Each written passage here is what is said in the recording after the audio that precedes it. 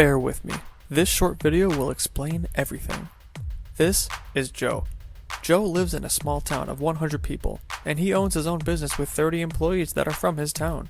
Joe's business brings in $1 million this year before he pays his workers. Joe wants to keep $500,000 and pay his employees about $16,500 each, but Joe can't do this. Joe's government taxes him for 90% of his income, leaving him with $50,000, and the government redistributes the other $450,000 to the 100 people in his town. Each person will get about $4,500 more this year. What does Joe think about this as a business owner? Joe's now extremely happy because he gets to employ nearly a third of his town while helping out everyone else in the process through the redistribution of his income.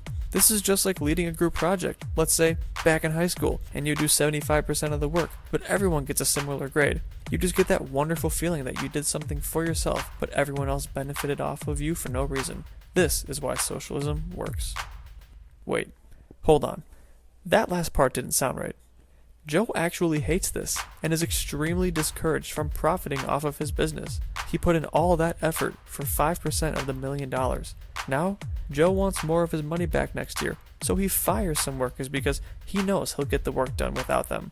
Joe will get a larger slice of the pie at the end of the year.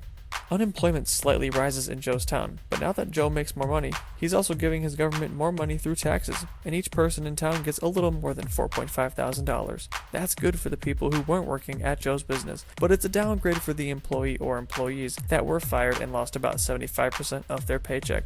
Only a few got fired, but at least each person is getting well over $4,000 a year from the government. For now. Now, let's see why capitalism is bad. Let's use the same scenario as before, where Joe pays himself $500,000. Each worker gets $16,500 per year, but Joe is only taxed for 10% of his income. This means each person in town will only get $500. This isn't looking as good for the people not employed at Joe's business. Ultimately, Joe's hoarding his money now, and his town will suffer because they won't be able to purchase anything that Joe offers or any other business. This is why capitalism is bad, and socialism is better. If you leave out everything that happens after Joe gets his paycheck. In Joe's mind, he's very proud of himself, loves his business, and wants to keep profiting off of his business.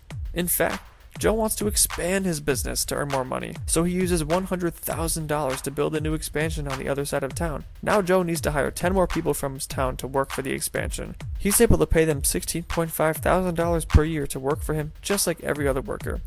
Joe still has about $330,000 left from last year to work with, so Joe improves the technology and machinery needed to run his business. This increases efficiency, saves time, and saves money. And Joe can now lower the price of his products and services.